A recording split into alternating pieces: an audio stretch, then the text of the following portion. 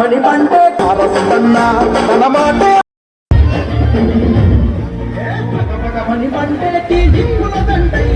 తెలంగాణ ఇచ్చిన మన కాంగ్రెస్ జెండై తెలంగాణ ఇచ్చిన మన కాంగ్రెస్ జెండై సమాజు కట్ట మీద ముప్పై పడితే తోడు పెట్టకున్న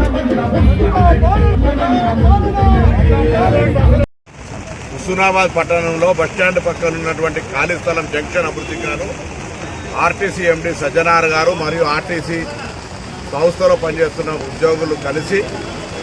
నేను ప్రాతినిధ్యం వహిస్తున్న హుస్నాబాద్ నియోజకవర్గంలో ఒక 1932 నిజాం నవాబు కాలం నాటి Albion bus model queen of the Nizam అనేటువంటి ఆ రోజు ఉన్నటువంటి డెక్కన్ క్వీన్గా ఈ బస్సు ఆ రోజు ఇంట్రడ్యూస్ చేసినటువంటి బస్ మోడల్ ఇక్కడ పెట్టి ఉత్తర తెలంగాణ ప్రాంతానికి అందరికీ కూడా ఒక అవగాహన కలిగేటువంటి విధంగా ఈరోజు ఇక్కడ ఈ జంక్షన్ డెవలప్మెంట్లో బస్సులు ఏర్పాటు చేయడం జరిగింది. ప్రారంభోత్సవానికి చేసిన అధికారులకు పెద్దలకు అందరికీ ధన్యవాదాలు. హుస్నాబాద్లో అన్ని రకాలుగా అటు టూరిజం, ఇటు ఎడ్యుకేషన్, అటు ఇండస్ట్రియల్, ఇటు అగ్రికల్చర్, అదేవిధంగా ఎంప్లాయ్మెంట్కి సంబంధించి ఇన్ఫ్రాస్ట్రక్చర్ సంబంధించి అన్ని రకాలుగా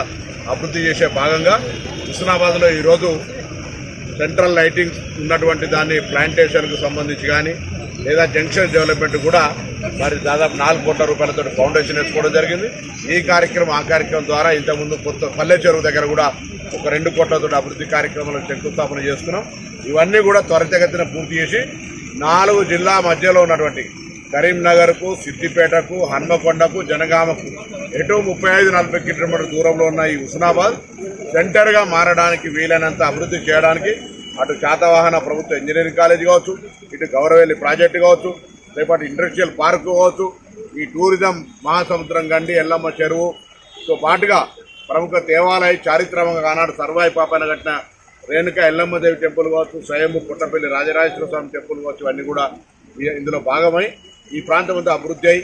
ఈ ప్రాంత రైతులు అందరూ కూడా అన్ని రకాలుగా బాగుపడాలనే ఆలోచనతో ఈ కార్యక్రమం కొనసాగుతారు. మన ఛానల్ని చూస్తున్న ప్రతి ఒక్కరూ సబ్స్క్రైబ్ చేసుకొని లైక్ చేసి షేర్ చేయడం మర్చిపోకండి.